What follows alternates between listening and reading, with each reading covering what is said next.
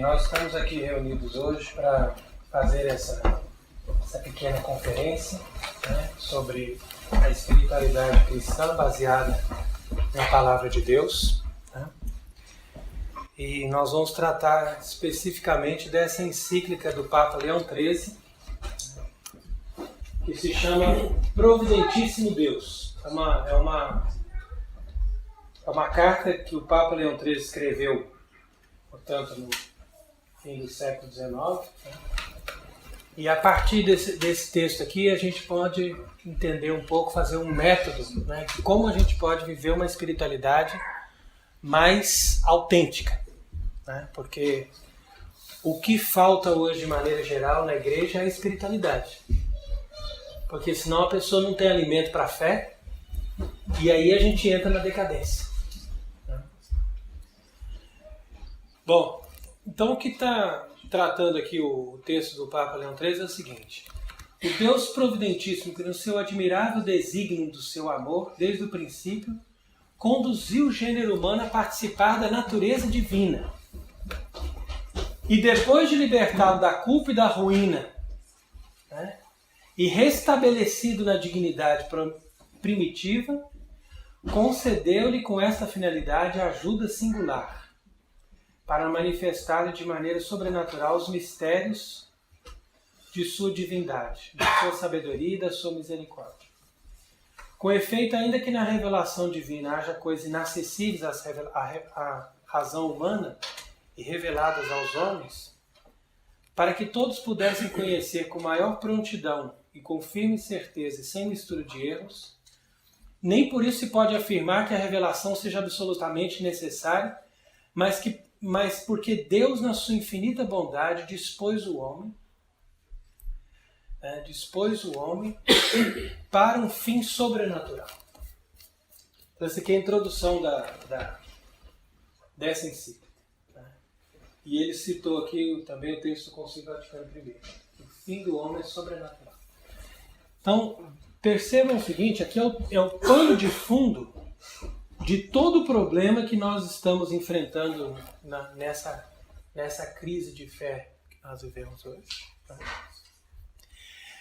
E ao mesmo tempo, é o problema, é a crise de fé, de espiritualidade de cada pessoa, de cada católico hoje em dia. É essa perda da noção de que nós temos um fim sobrenatural. Especialmente, como eu estava comentando aqui, né? Você anda pelas ruas, pelas estradas, você vê as pessoas, né, tão intertidas ali com seus passeios, com as suas atividades, e eles não vão parar para pensar que eles têm um fim sobrenatural. E ainda mais porque já se baseiam no modelo de igreja protestante. Né? E o modelo de igreja protestante ele não parte dessa ideia. Para a igreja protestante, a doutrina protestante, né, que nasceu no contexto desse pensamento, dessa filosofia humanista, é Deus que vive para o homem, não é o homem que vive para Deus. Então o centro de gravidade não é Deus, é o homem. Por isso que eles quiseram mudar o modelo da disposição do universo, né? Tiraram a Terra do centro do universo e o Sol estava em volta. Agora é o Sol que está no centro do universo e a Terra está em volta. É o contrário. Né? A Terra é o lugar do homem, se ela é o centro do universo, o efeito é contrário. O efeito é que Deus é o centro de tudo, porque ali é a criação. Agora, se a Terra está girando em volta do Sol, então nós somos mais um planeta aí, uma boa coisinha. Deus é simplesmente alguém que está nos servindo. Se ele existe, alguém que está nos servindo. Porque esse pensamento já é um ateísmo. Quando você coloca Deus a serviço do homem, você já está no ateísmo, só que é um ateísmo disfarçado. E tanto essa religião humanista quanto o ateísmo servem a Satanás das duas maneiras diferentes. Por quê? Porque Satanás, ele quer uma das duas coisas. Ou ele coloca o ser humano acima de tudo, ou ele faz a gente entender que não existe nada. E através desses dois caminhos, a gente chega na adoração de Satanás. Ou você adora o homem, ou você esquece que existe Deus. Não existe nenhum Deus. Então pronto. É um passo para você adorar o demônio. Então você percebe que, como Satanás sabe que ele não consegue instalar um satanismo claro e aberto, né? Isso aí é uma ou outra igreja que ele faz ali com pessoas mais extremistas. Né? Mas para toda a humanidade ele não vai conseguir instalar o satanismo. Né? Então ele instala o humanismo. Fala assim, ó. Então tá, então ao invés de adorar Deus, adora o homem. Tá resolvido. Para mim, não tem problema. Então você veja que a espiritualidade cristã ela tem que começar com esse ponto fundamental que o Papa Leão XIII sempre insistiu nas suas encíclicas, né? E essa daqui, por sua vez, é realmente muito bem colocada, né? Que ele diz aqui, ó, que Deus, na sua infinita bondade, dispôs o homem para um fim sobrenatural. Para um fim sobrenatural. Então ele está dizendo, ó, que essa revelação sobrenatural, segundo a fé universal da Igreja, está contida nas tradições não escritas e também nos livros escritos. Então aqui também já tem, ele apresenta as duas formas de revelação. As tradições não escritas e os livros escritos. Já se diferencia da doutrina protestante também. Porque para um protestante, tudo tem que estar na Bíblia. E ele não percebe que a própria autoridade da Bíblia depende da tradição. Né? Então, por exemplo, se você diz para um protestante, olha, você crê em quê? Ele diz, eu creio no que está na Bíblia. Ok. Então me diga onde na Bíblia, qual a passagem da Bíblia que diz que você tem que crer em tudo que está na Bíblia. Que dá fundamento a essa própria atitude sua de fé. Ele vai dizer, mas não tem. Então quem que deu autoridade para a Bíblia? Como que você acredita na Bíblia? Daí por isso mesmo que eles abandonaram a Bíblia. A maioria das pessoas que levaram adiante a dissolução da fé partiram do protestantismo. Porque eles perceberam que não tinha fundamento nenhum. Falou assim, eu acredito na Bíblia, tudo bem. Mas um dia que eu questionar o fundamento desse livro, eu passo diretamente para o ateísmo num golpe só. Então, quer dizer, é a tradição que dá fundamento à própria Bíblia, né? Como diz aqui o Papa Leão XIII. Tendo sido escrito sob a inspiração do Espírito Santo, tem Deus por autor e como tais foram confiados à Igreja. Então, ele vai dizendo aqui, primeira parte, o valor da Sagrada Escritura, né? Os motivos de estudar a Sagrada Escritura, as vantagens, né? O apoio dessa ciência. Primeiro ele vai dizendo assim, o incentivo que a Igreja dava naquela ocasião para que se estudasse, que se aprofundasse na exegese, nas ciências do estudo da Escritura. Né? Depois ele vem aqui, ó, os principais comentadores da Sagrada Escritura. Isso também é muito interessante para a gente partir desse princípio, né? Porque eu acredito que isso aqui quase nenhum católico sabe. Isso aqui é uma doutrina de tal maneira importante que se a gente negligencia isso, você pode dizer com certeza que você está assim, negligenciando a essência da própria religião. Então é o que ele está dizendo assim, ó. É bom notar também, para confirmar sempre mais os nossos testemunhos, nossas exortações, que desde o início da religião cristã, todos os que se sobressaíram por santidade de vida e de obras e de ciência das coisas divinas, sempre foram assíduos na leitura das Sagradas Letras. Então os santos foram aqueles que se dedicavam a ler e estudar, né, a Escritura. Vemos que os discípulos imediatos dos apóstolos, dentre os quais São Clemente Romano, Santo Inácio de Antioquia, né, que é aquele mártir. São Policarpo, os padres apologistas, especialmente São Justino e Santo Irineu. Nas suas cartas e livros, ou eles defendem ou eles celebram os dogmas católicos e tiram da Sagrada Escritura toda a sua segurança e força e toda a sua graça. E quando surgiram as escolas catequéticas e teológicas em muitas sedes episcopais, entre as quais a escola de Alexandria e a escola de Antioquia, não havia nelas quase nenhuma instituição de estudo a não ser o que diz respeito a leitura, exposição e defesa da palavra divina escrita.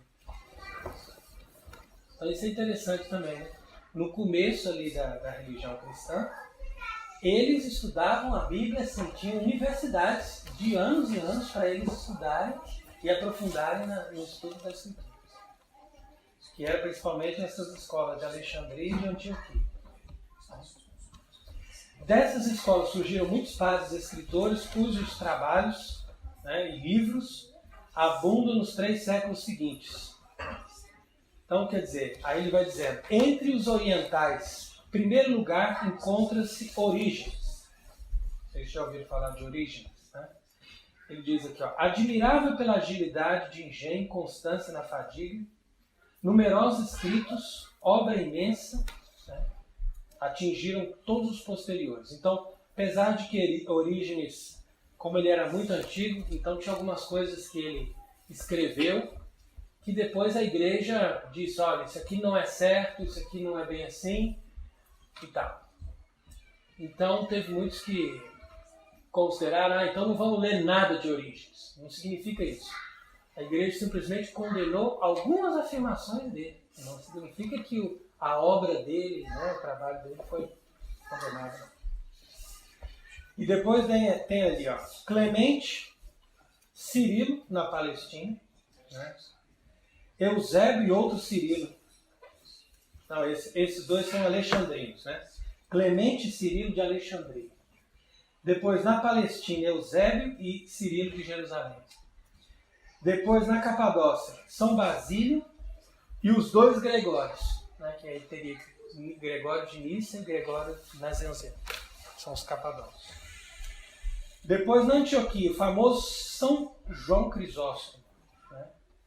Perfeita doutrina e suma eloquência. Entre os ocidentais, nós temos Tertuliano, São Cipriano, Santo Hilário, Santo Ambrósio, São Leão Magno, São Gregório Magno e também os celebérrimos Agostinho e Jerônimo. Né? Então quer dizer que esses foram os principais doutores da Igreja do Ocidente. Então quer dizer que esses nomes são importantíssimos para a nossa leitura, para o nosso aprofundamento espiritual. E aí ele, falando dos padres da igreja, diz que em seguida, no século XII, muitos ocuparam-se com a exposição alegórica da Escritura. E nesse gênero brilha sobre todos os outros São Bernardo, né? Cujos sermões ele fala sempre das letras divinas. Tem especialmente um sermão muito bonito de São Bernardo, que é o sermão sobre o Cântico dos Cânticos.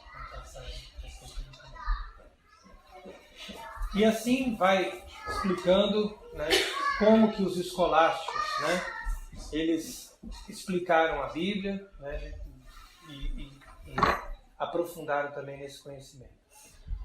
E depois que Clemente V, nosso predecessor, dotou o Ateneu da Urbe com as mais célebres universidades de estudos das línguas orientais, os nossos estudiosos iniciaram um trabalho sobre os códices originais da Bíblia e da tradução latina. Então aqui ele continua falando dos estudos da Bíblia, como devem ser os estudos, como devem ser os métodos, né? Qual deve ser, segundo a fé, a interpretação dos padres e das decisões da igreja, né, do magistério da igreja. Né? Então, por exemplo, ele cita aqui, na verdade a autoridade dos santos padres é suma, pois por meio deles a igreja, depois dos apóstolos, teve incremento com aqueles que prestam sua obra como plantadores, regadores, edificadores, pastores e educadores.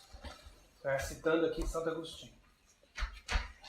Então, todas as vezes que interpretam com igual sentido para a humanidade qualquer testemunho bíblico diz respeito à fé ou aos costumes. Então, o que são as doutrinas dos santos padres, né? A importância que isso tem para a igreja. E aí continua, né, fazendo essa explicação da ciência, da interpretação e da noção da Escritura, né? Vai dizendo também que a Escritura não erra, pois foi ditada pelo Espírito Santo. Né? E por fim, ele faz um encorajamento, né? Diz assim, ó, exortamos com caridade paterna todos os discípulos e ministros da Igreja que sempre se aproximem das Escrituras Sagradas com suma fé, respeito e devoção, porque a inteligência salutar delas nunca poderá ser ministrada como é necessário se não for removida e evitada a arrogância da ciência terrena. Então, tá vendo? Ele está primeiro advertindo contra a ciência terrena, a arrogância da ciência terrena, quer dizer, na verdade é justo o que prolifera hoje em dia. Né? Eu, por exemplo, em vários lugares onde eu estudei teologia, a gente não tinha como dizer que aquele ambiente ali é um ambiente de fé. Porque as pessoas, os professores e mesmo os alunos, estão plenos de uma arrogância, né, dessa ciência terrena, acham que conhecem tudo e tratam a Bíblia como se fosse simplesmente um livro de estudo. Aqui, ó, não, aqui é um livro, isso aqui não foi, na verdade, isso aqui não foi esse que escreveu, não, viu? Mas isso aqui, na verdade, foi o outro que escreveu, isso aqui ela juntou com não sei quem, e na verdade isso aqui também é falsificado, e esse outro aqui também, isso aqui, poxa, esse livro aqui é absurdo, isso aqui é a interpretação da época, isso aí está ultrapassado. Então imagina, a pessoa que lida assim com a Escritura, não sobra nada. Então, é aqui o Papa prevenindo, né? E não se dedicarem santamente ao estudo fervoroso daquela sabedoria que está acima da terrena, uma vez que a mente seja introduzida nesse estudo, portanto iluminada e fortalecida, seja capaz de discernir quais sejam os enganos da ciência humana e evitá-los, e de colher os verdadeiros frutos da ciência e atribuí-los aos bens eternos. E, portanto, com ânimo sempre mais ardoroso, perseguirá com amor e com virtude o objetivo, como dizem, felizes os que guardam seus testemunhos procurando de todo o coração. Então aqui vem a exortação do Papa Leão XIII, né? Essa encíclica Providentíssimo Deus. Agora nós partimos do que o Papa escreveu para a nossa própria edificação. Né? Então, o que eu vou propor para vós, caridades, é um método para vocês começarem a entender melhor a Bíblia, saber ler, não é para sentar para ler uma Bíblia como você senta para ler um livro. Ah, eu comprei um livro, vou ler esse livro. Não. A Bíblia não é assim. De forma alguma. Entendeu? Então, por mais que a gente possa ter uma leitura corrente da Escritura, a gente não pode partir do princípio que a gente lê a Escritura com uma leitura qualquer. O primeiro princípio para você começar a ter uma prática da leitura da Bíblia é o princípio do respeito, da veneração pelas Escrituras. Então jamais senta para ler a Bíblia. Ah, estou tomando aqui uma cerveja de bermuda, senta ali na varanda, tranquilo, relaxado, vou pegar aqui para ler a Bíblia. Não. Parte de um princípio que você está diante de um texto ali que é sagrado. Então tem que ter já uma atmosfera sagrada em torno. Tem que estar mais ali preparado no ambiente de oração. Essa leitura tem que acontecer num ambiente de oração. Esse é o primeiro ponto. Ambiente de reverência, de respeito, de oração. Ora, qual que é o tempo reservado para a pessoa ler a Escritura? Então é claro que se você está no mosteiro, né, a gente tem a Lectio Divina. Então todos os dias a gente tem ali 1 hora, 1 hora e meia que você senta, você tem aquele momento ali específico para a leitura da Escritura. Isso é uma coisa mais desenvolvida.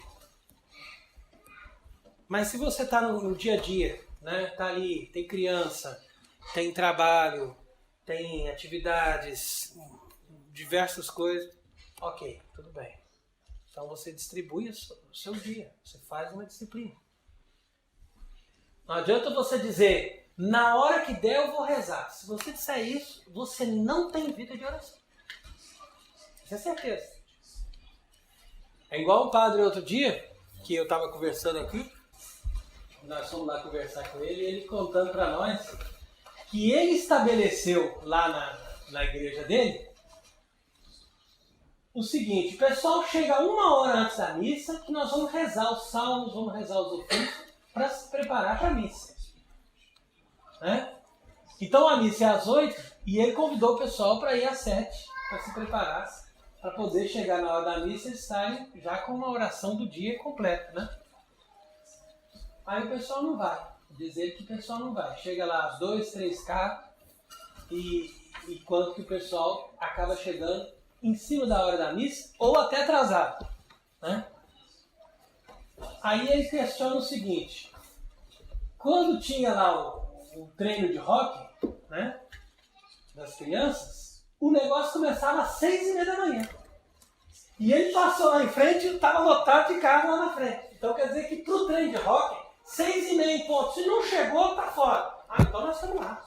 6:15 já estava lá, todos os carros e as crianças preparadas para o negócio. E aí a pessoa diz, não, mas porque aquilo ali era importante. Então quer dizer que as coisas de Deus, para nós, principalmente para nós católicos, são geralmente as coisas menos importantes. É porque a gente pensa assim, não, Deus é bom na hora que a gente está precisando. Na hora que a gente não está precisando, a gente faz a nossa obrigação.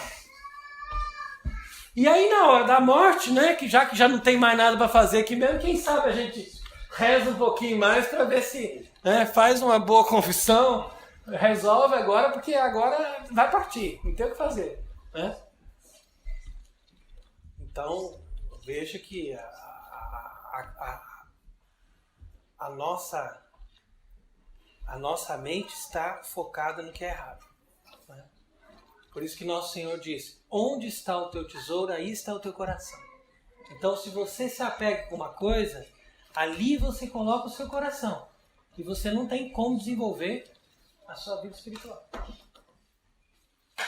Agora, se você se baseia na Escritura, se você se baseia na sua vida espiritual, você começa a despertar em torno dos ambientes que você vive um interesse também para as coisas de Deus.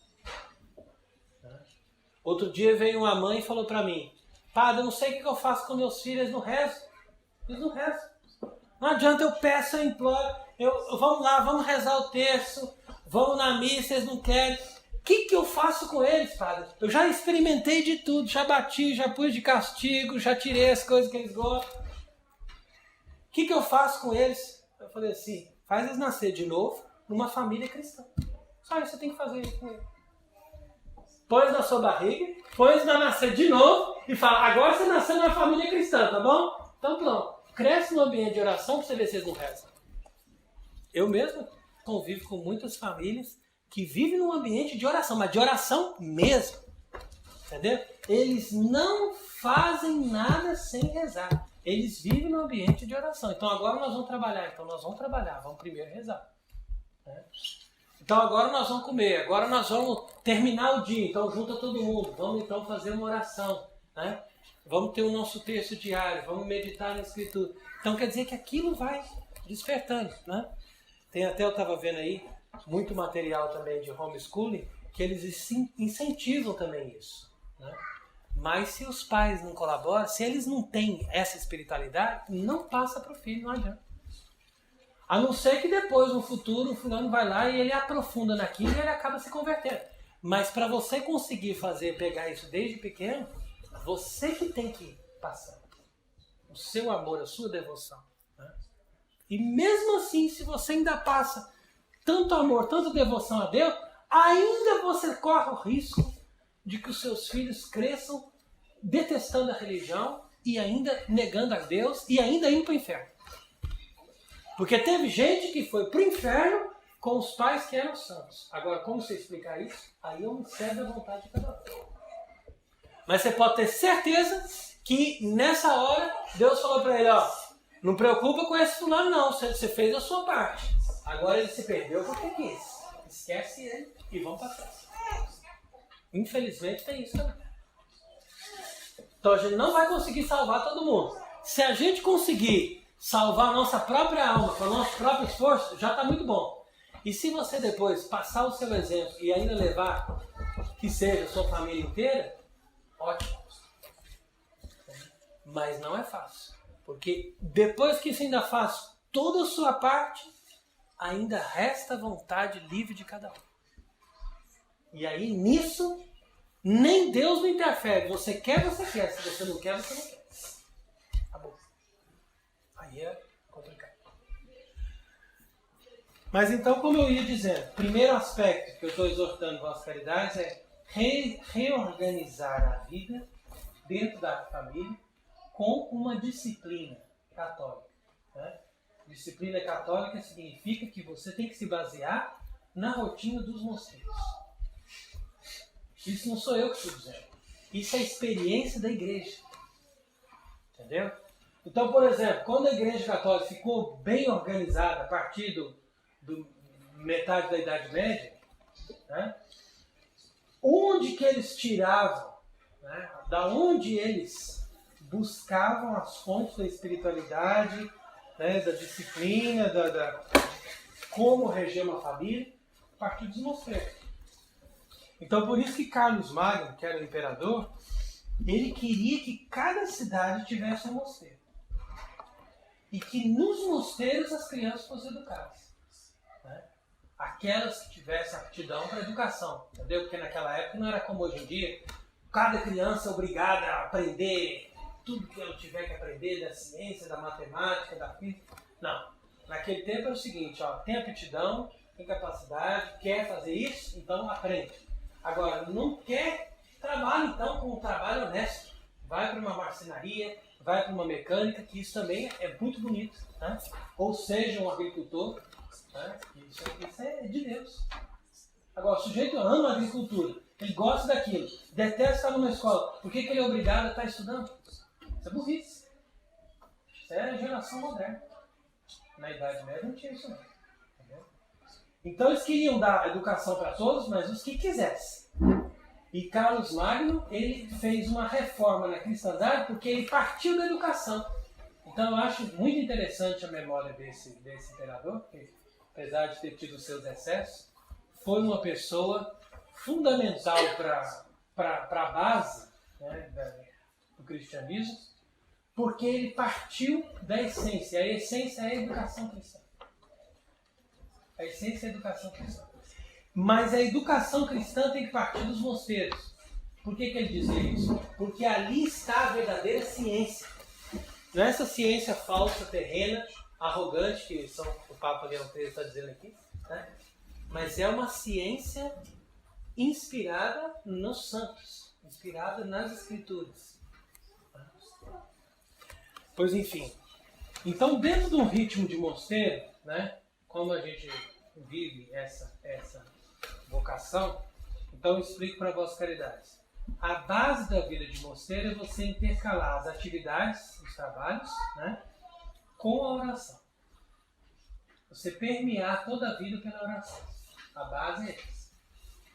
Então você, por exemplo, evitar toda forma de diversão que seja voltada para o mundanismo. Entendeu? Então, por exemplo, o cinema. Se você disser, tem aí meia dúzia de filmes que foram feitos por pessoas católicas e que a gente pode confiar e dar para as nossas crianças assistir. Ótimo, eu até acredito, mas eu também não recomendo.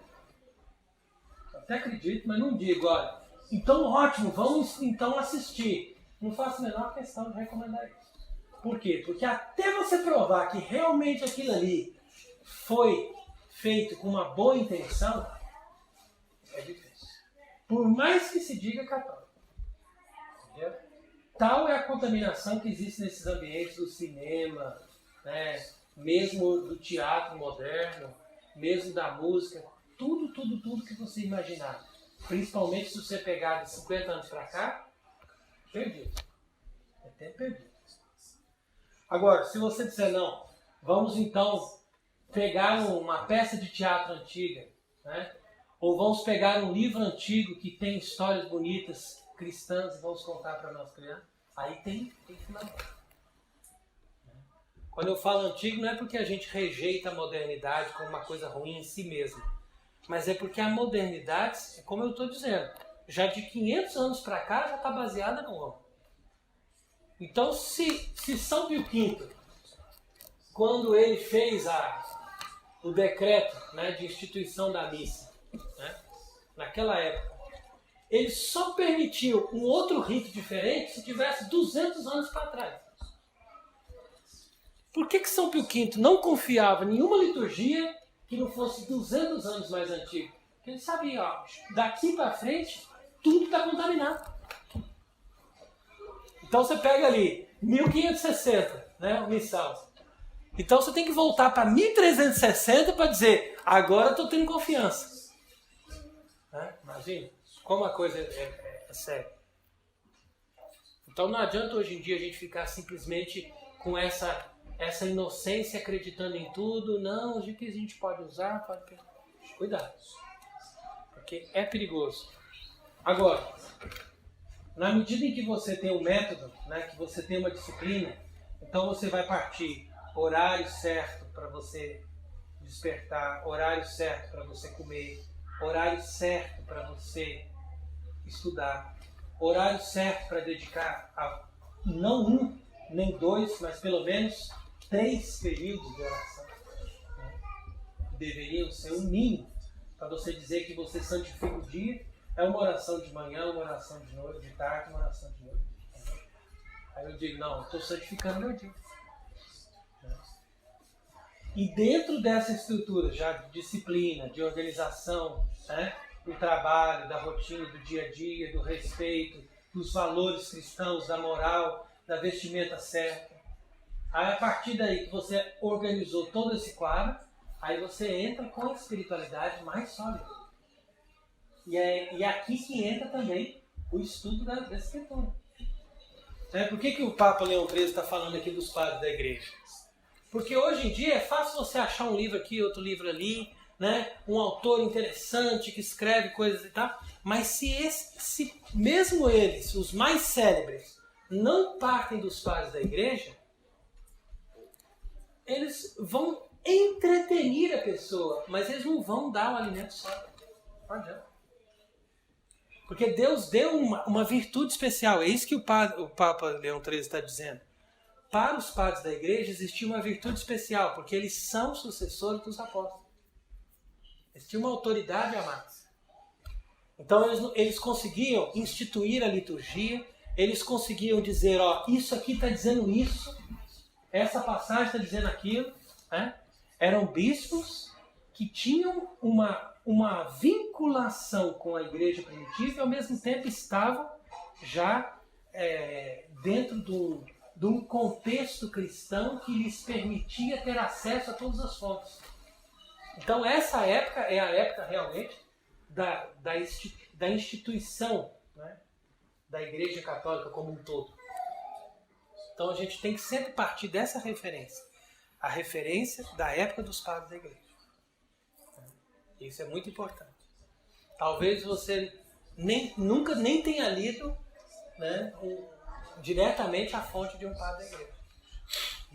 E é por aí que é importante você ter aí esses nomes, falar, não, vamos ler esses textos, vamos procurar um pouco disso. Agora, quando você vai ler a Bíblia diretamente, né, o que a gente recomenda fazer?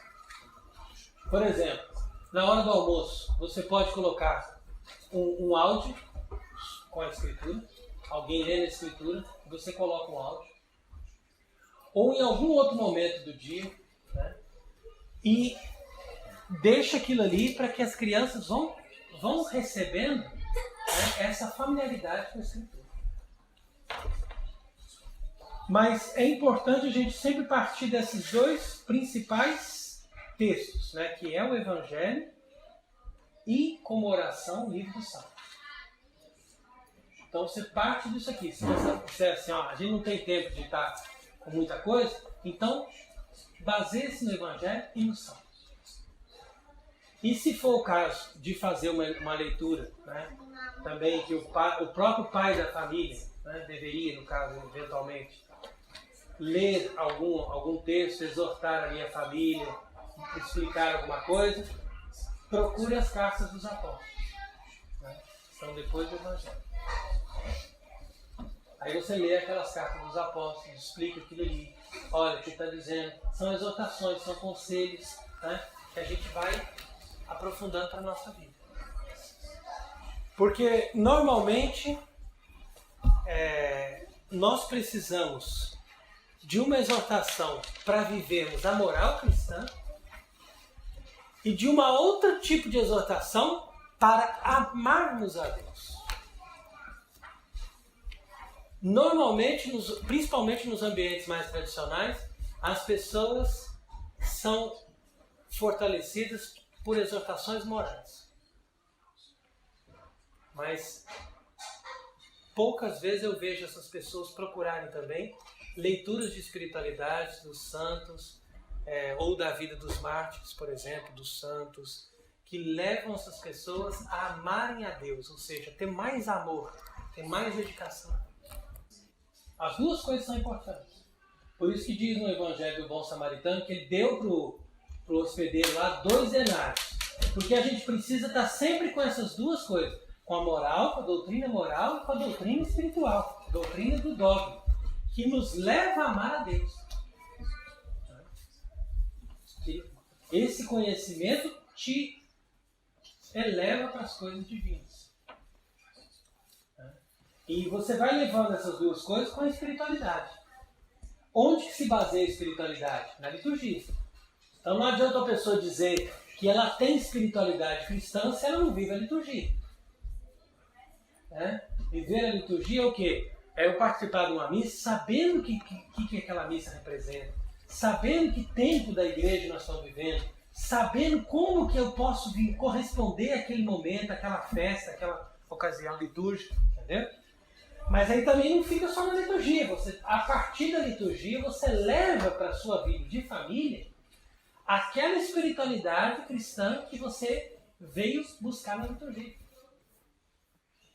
Entendeu? É aí que a gente tem que entender todo o processo. Porque os primeiros cristãos eles tinham muita noção disso.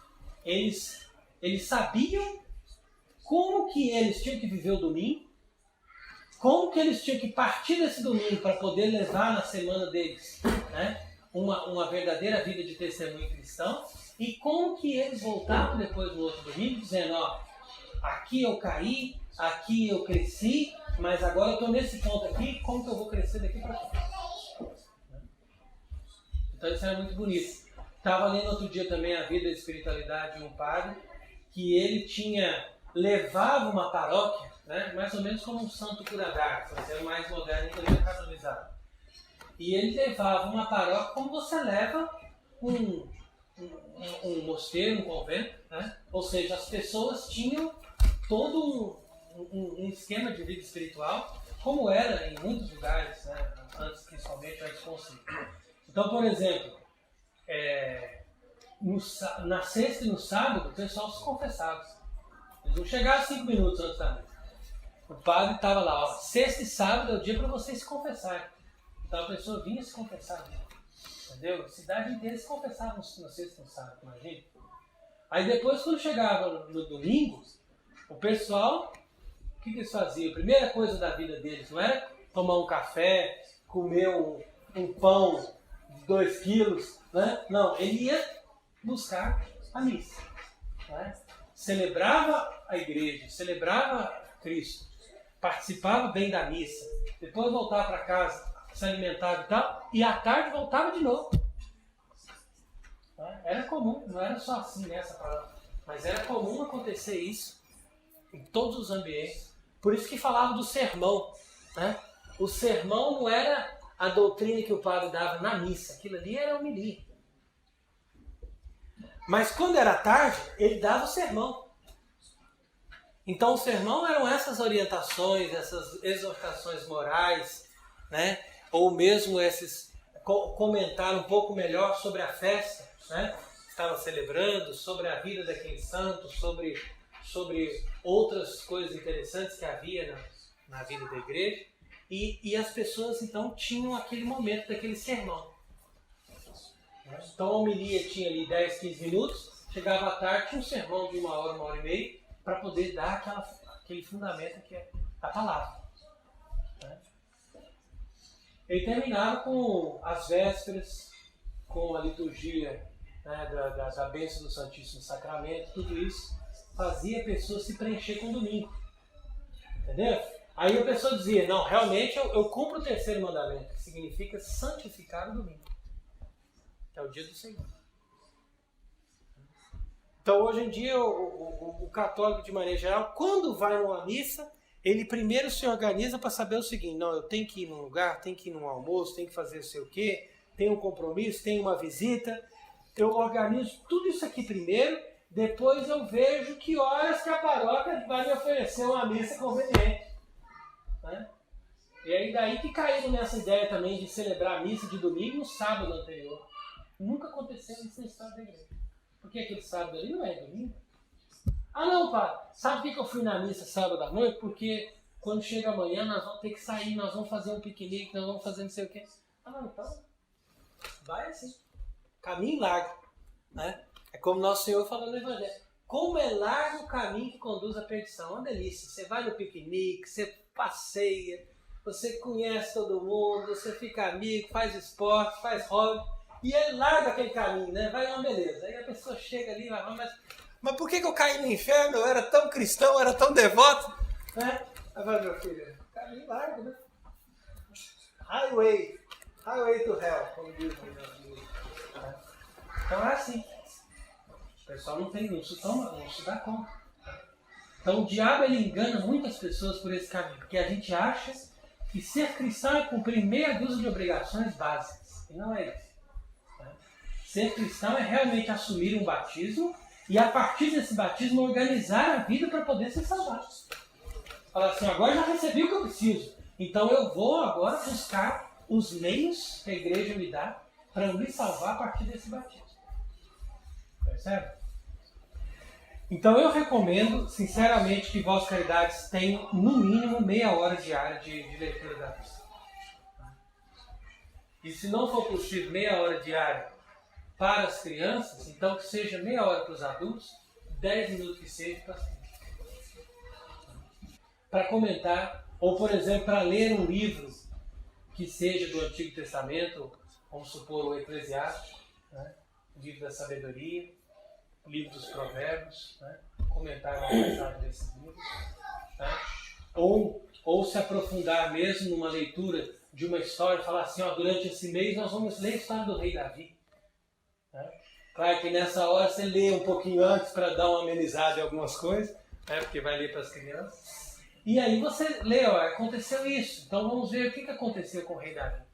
Mesmo que essa criança não tenha ainda uma noção mais completa, né? Mas fique só com aquela impressão, eu sei quem que foi esse rei, eu sei o que aconteceu, sei como ele venceu Golias. No futuro, se essa pessoa se dedicar à vida religiosa, à vida espiritual, essa pessoa vai ter elementos para poder partir dali para a meditação dela. Senão, tudo é perdido.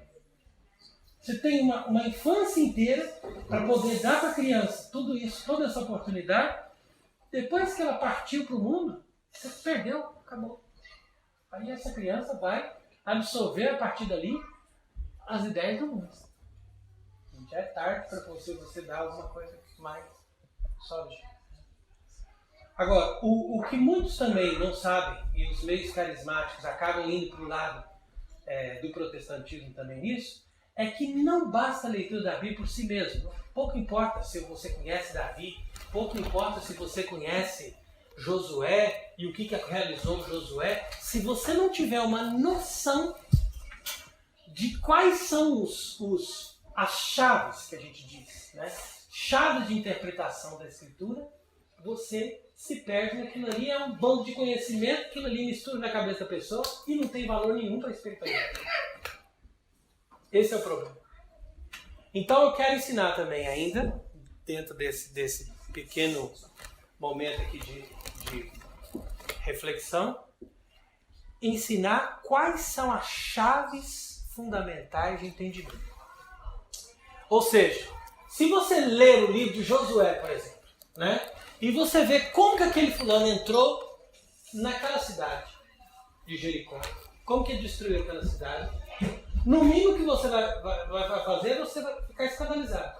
Vai falar assim, como que Deus ordenou para esse pessoal entrar numa cidade, não deixar vivo nem mulher, nem criança, nem animal, acabar com tudo, arrasar com tudo, destruir tudo, matar todos.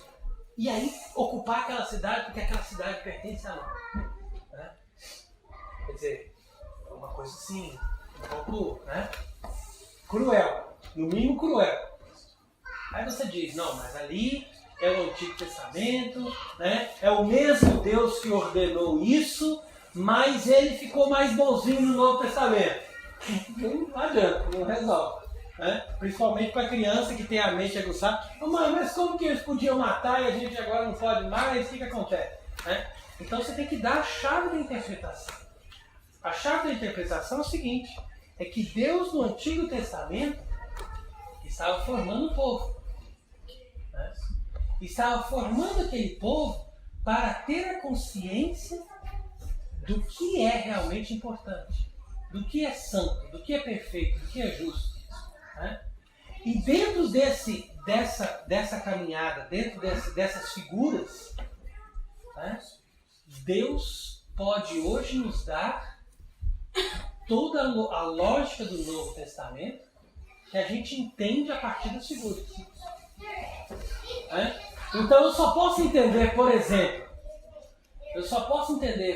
essa passagem de Josué matando todos os habitantes da cidade de Jericó à luz do que diz São Paulo na carta aos Efésios, capítulo 6, por exemplo. Os nossos inimigos não são homens de carne e sangue, mas espíritos malignos espalhados pelos anos. Então, para eles, naquela ocasião, aquilo era carnal, que eles viviam na lógica carnal. Então, por isso que São Paulo vai explicando. Muitas passagens das cartas de São Paulo ele explica assim. Eles viviam na lógica da carne, mas agora nós vivemos na lógica do Espírito. Né? E por isso que diz ali também essa leitura que nós lemos hoje. Se vivemos no Espírito, né, procuremos as coisas do Espírito. Então todas essas passagens do Antigo Testamento que tem essa crueldade, essa carnificina, ou mesmo, vamos supor, Davi tinha várias mulheres. Né? Por que Davi tinha várias mulheres? Deus repreendeu Davi por ter a mulher do outro, que ali ele adulterou. Mas nas várias outras que ele tinha problema nenhum. E como que esse é o mesmo Deus do Antigo e do Novo Testamento? Percebe? Porque ali era a lógica carnal. E Deus dava o tempo. Não, quando vocês estão na lógica carnal, vai por esse caminho. Sem problema. Depois nós vamos entrar na lógica espiritual. Quando você entra na lógica espiritual, o que eu tenho que ver em Davi? Eu tenho que ver uma figura de Cristo. E Cristo é esposo de muitas esposas, porque como esposo espiritual, isso é possível. Né? Mas como esposo carnal, o próprio Jesus disse, o homem deixará a sua carne e se unirá à sua mulher e serão uma só carne. Como é que você vai se unir a duas mulheres e ser uma só carne com duas mulheres? Não tem como. Então Cristo levou a plenitude. Por isso que ele diz, né, eu não vim abolir a lei, mas levá-la à sua plenitude. Como que você leva a lei do Antigo Testamento à sua plenitude? À medida em que você mostra aqueles conceitos como conceitos espirituais. Né? Ou seja, que você apresenta para as pessoas que aquela história serve de figura, de base para eu entender as coisas espirituais. Agora, por exemplo, dentro da liturgia que a gente segue, né, a leitura corrente da Escritura, nós começamos a ler o livro de Judite. Né? Então Judite vai entrar dentro do acampamento inimigo e ela vai cortar a cabeça do Holofernes, né? Que é o chefe dos inimigos. Então, como que nós vamos interpretar isso? Olha aqui, ó, a vitória de Deus sobre o diabo. Sempre a gente vai nessa lógica, né? E posso até ir para frente e mostrar o seguinte, que Judite era a figura de Nossa Senhora, que esmagou a cabeça da serpente e destruiu o poder de Satanás, né? Através da sua formosura espiritual. Tá vendo? Então, tudo trazendo o carnal para o espiritual. Essa é a primeira chave de interpretação. A segunda chave de interpretação, né, que é também importantíssima, que os padres da igreja usavam para fazer as suas interpretações alegóricas da Bíblia, né, é ver Cristo em tudo. Isso aí dizia São Jerônimo, né? Então você tem que ver Cristo em tudo, do começo ao fim das Escrituras. Qual que é o primeiro episódio trágico das Escrituras? Você sabe? Lembra? Qual que é? O primeiro episódio trágico, depois do pecado, obviamente, né? Do pecado de Adão e Eva, foi a morte de Abel. Né? Abel foi morto. Por quem? Pelo seu irmão. Ah, aí você conta essa historinha para os seus filhos? Ótimo, tudo bem. Mas não conte sem explicar também na segunda chave de interpretação. O que significa essa segunda chave? Abel representava Cristo. E Cristo era o inocente que foi morto. Então por isso que lá você viu a história de Abel sendo morto pelo seu irmão. Você percebe? Então em tudo você tem que tentar entender o que Cristo, onde que Cristo está escondido ali. Ó. Senão tudo perde sentido. Se você não buscar desde o começo da Escritura até o Apocalipse a presença, onde é que está a representação de Cristo, tudo perde sentido. Porque a nossa vida não conduz a nós mesmos. Ou não está simplesmente voltada para o ensinamento moral, como pensam os protestantes. Para os protestantes, a Bíblia serve só como um livro de código moral. E por isso que eles não passam de judeus. Ser protestante, ser judeu, é a mesma. Está na mesma. Porque eles ainda estão na lógica do Antigo Testamento. A lógica carnal, e a Escritura para eles não serve senão como uma exortação moral. Só isso. Acabou ali. Para nós que somos católicos, na lógica dos Santos Padres, o que a gente busca? A gente busca nas Escrituras o alimento da nossa alma. E o alimento da nossa alma é Cristo. Você não pode comungar Cristo. Isso é uma frase de Santo Agostinho. Você não pode receber o corpo de Cristo se primeiro no seu coração você não está nutrido com a palavra de Cristo. Agora, se você vai em uma missa, né? Chega ali e também pouco prestou atenção no que o Evangelho disse. Aí já começou a ser grave. Né? E ainda por cima, o padre muitas vezes não vai ajudar seu crescimento espiritual, porque ele vai preferir falar de uma outra coisa que não tem nada a ver com a palavra de Deus naquela homilia. Né? Como acontece muitas vezes, infelizmente, que ao invés do sacerdote fazer uma verdadeira explicação da palavra de Deus, ele continua dando lições morais. Que nada, não é proibido que ele chegue a uma lição moral a partir das Escrituras na missa. Mas não é o objetivo da missa. E se a missa servir só para dar lição moral, né? Então, acabou. Não tem necessidade mais de catequese, não tem necessidade mais de sermão, igual eu disse. Né? Então quer dizer que a gente vai resumir a nossa existência terrena numa boa conduta. Né? Aí você chega no Kant, que é um filósofo famoso, né, que é o pai de todos esses filósofos modernos, de toda essa doutrina modernista que se produziu atualmente, partiu de Kant, que era um filósofo protestante e que para ele, né, autor desse imanentismo, então para ele, Deus é simplesmente uma emanação de nós mesmos. Né? E a religião, ou mesmo a Bíblia, só serve para a gente poder ter uma boa conduta. Então daí que vem essa coisa que influenciou inclusive a igreja.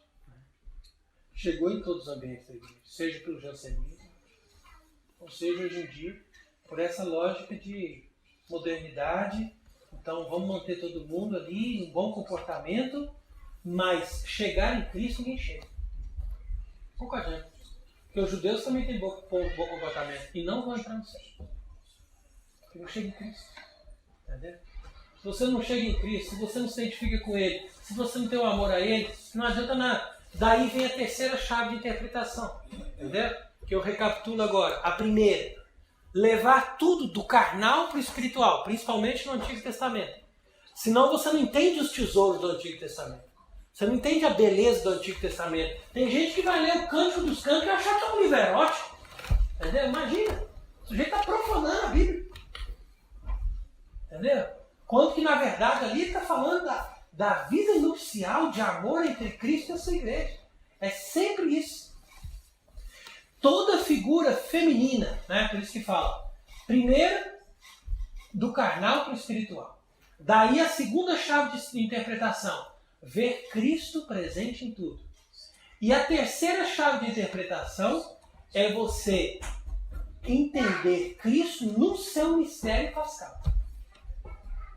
Entendeu? Não simplesmente ver Cristo como o homem por excelência ou Deus feito homem, mas ver Cristo como aquele que é o sofredor, que passa pela morte e que recebe a retribuição de Deus. Então vamos supor, se você lê um salmo, como por exemplo eu recomendo o Salmo 17, e você perceber que nesse salmo é Cristo que está rezando ao Pai, para que o Pai livre ele da morte, ao mesmo tempo depois ele está louvando o Pai, porque o Pai arrancou ele da tentação, do sofrimento, dessa provação extrema e o levou a um alto grau de glória. Então ali você vai ver como que Cristo assume aquele salmo, e como que você, unido a Cristo, vai passar pelo sofrimento, pela provação e vai chegar na glória. Não tem outro caminho. Então é sempre pela cruz. Né? O que eu digo mistério pascal é a cruz. Cruz representa humilhação, representa trevas no entendimento, representa perdas, representa situações difíceis, representa sofrimentos físicos, representa sofrimentos morais, tudo isso é cruz. E a partir da cruz você tem que confiar em Deus, você tem que ter fé em Deus, e você se apega em Deus a partir de Cristo, porque você sabe que Ele fez isso e Deus o glorificou. Então, Ele é o Filho de Deus, Ele é Deus verdadeiro, mas Ele passou pela morte, ou seja, Ele experimentou a nossa realidade humana. Ele sofreu como homem. Ele foi abandonado na morte como homem. E lá na morte, Deus o livrou. Percebe? Então aqui é a chave fundamental. Então quando você lê na Escritura dessa maneira, você entende. Né? Olha, outro livro muito bom para você pegar assim, um belo comentário dos padres sobre a Escritura é o comentário de Santo Agostinho aos Salmos. Isso você acha em qualquer língua. Entendeu? Comentário de Santo Agostinho aos Salmos. Então você vai ver, por exemplo, Santo Agostinho comentar o Salmo 86 e dizer: quem é essa cidade? Né? Quem é essa cidade? Jerusalém, né? Que tem os seus fundamentos, né? Sobre Montes Santos. Aí ele pergunta, né? E ele mesmo responde: essa cidade não é outra senão aquela Jerusalém a qual a gente deseja entrar, a Jerusalém do céu. Então, a partir daí, os padres da igreja mostram que Jerusalém, né, que é muito presente essa figura feminina, essa cidade, essa ideia de Jerusalém, sempre nos leva para a igreja. E a igreja, de uma forma mais perfeita, de uma forma idealizada, é a igreja que está no céu. Então, isso aí também está dentro dessa interpretação, da chave da interpretação. São conceitos básicos. Mas se você tem esses conceitos básicos, ensina isso para as crianças, e a partir daí você se aprofunda na leitura, na meditação da Escritura, você cresce na espiritualidade de uma forma muito mais rápida. Porque você extrai os conceitos bíblicos, não é uma coisa assim, que você fica aí só lendo livro de devoção. Não, você lê a partir da Escritura Mas com essas chaves, né? Senão fica daquilo, não sai daquilo, fica carnal. Né? Mas com essa chave de interpretação, você se aprofunda, você entende, você começa a viver aquilo ali. Começa a viver a partir daquilo ali. Entendeu? E você vai descobrindo todas essas riquezas a partir desse movimento de busca da palavra de Deus. Entendeu? Então eu recomendo isso, rezar os salmos, né? Se você tem aí condição de ter uma liturgia das horas, ou de ter um ofício parvo, ou de ter alguma forma, algum saltério para você rezar. Isso eu acho fundamental. O saltério não é coisa própria para os monges, não. Veja como você pode distribuir a sua vida de oração no saltério. Né? Não importa se você vai levar 1 mês, 2 meses para completar os 150, mas você tem que ter um ritmo de oração que você reza os salmos. Isso é fundamental. Nem que você, por exemplo, repete todo dia o Salmo 90 para dormir. Não importa. Repete todo dia o Salmo 5 para rezar de manhã. Não importa. Alguns salmos você pode pegar e falar assim, não, esse daqui é o meu salmo da manhã. Esse daqui é o meu salmo de meio do dia. Esse aqui é o meu salmo para dormir. Você vai ver que tem salmos que são mais assim, histórias. Enquanto que outros salmos são orações mesmo. Que você vai vendo aquela ali como oração poderosa. Né? E aí você vai ver que tem determinados salmos que são, por exemplo, para você, quando você se sente perseguido, quando você vê que o demônio está ali em cima para te destruir, você vai lá, então, preciso de um salmo de poder. Aí você vai no Salmo 34, você vai no Salmo 139, né? Que eu estou falando os números segundo a Vulgata. Né? Mas se for o número da hebraica, vai ser um número a mais. Mas enfim, você busca os salmos que você identifica ali.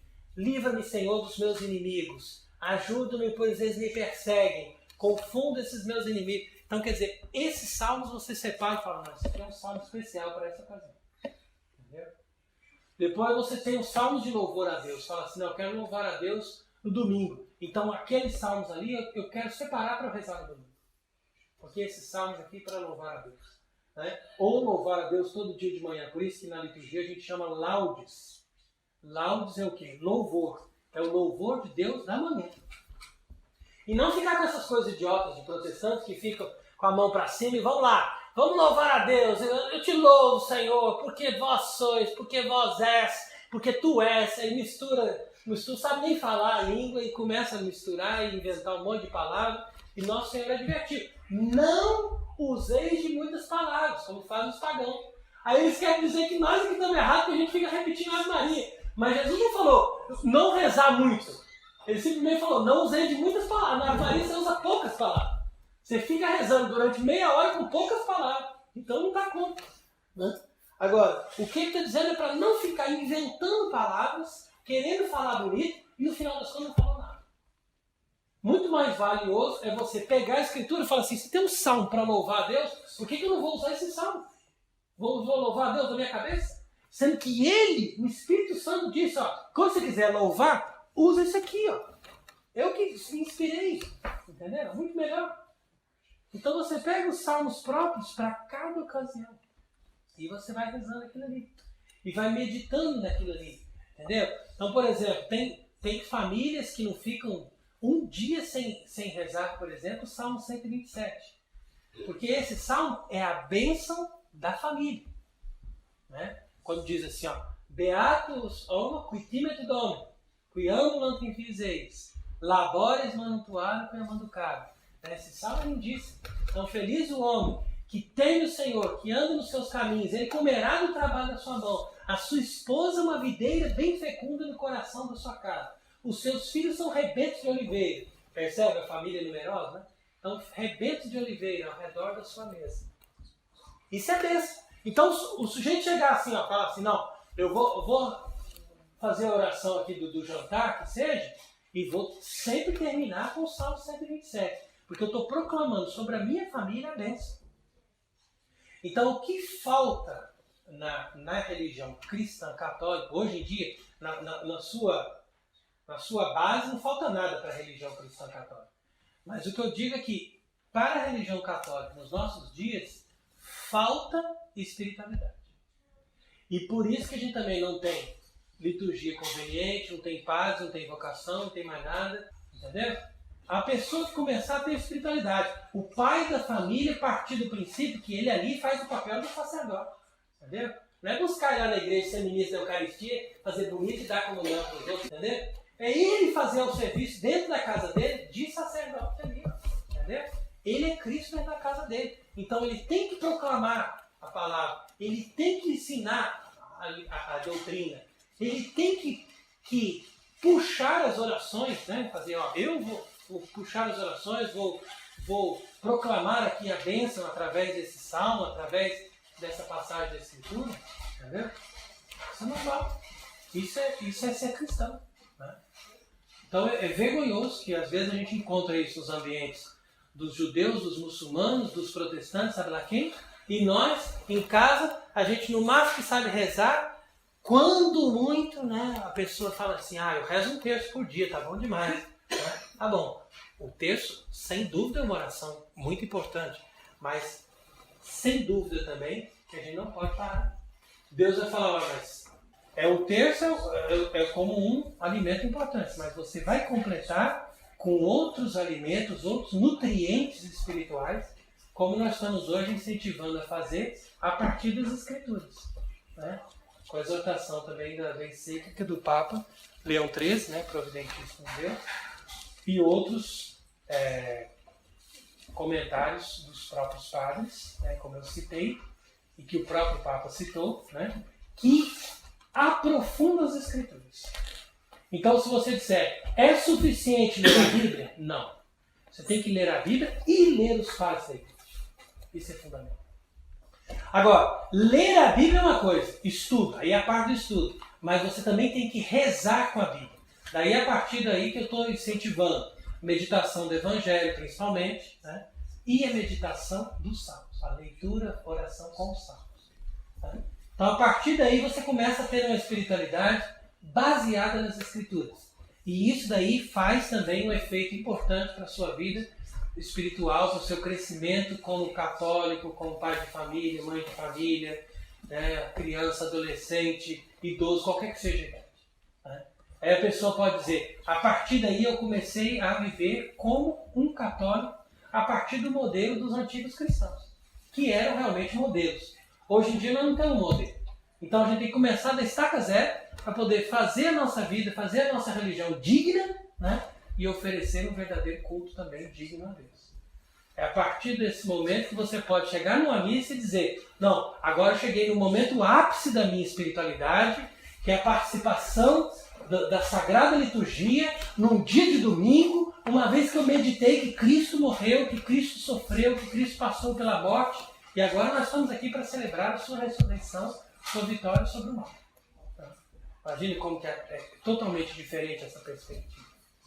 Então, que fica aqui essa nossa exortação, esses nossos ensinamentos, né, que vossos piedades possam aproveitar disso, né, para o aprofundamento da vida espiritual de cada um e também, como de maneira geral, das famílias, das comunidades e de toda a igreja.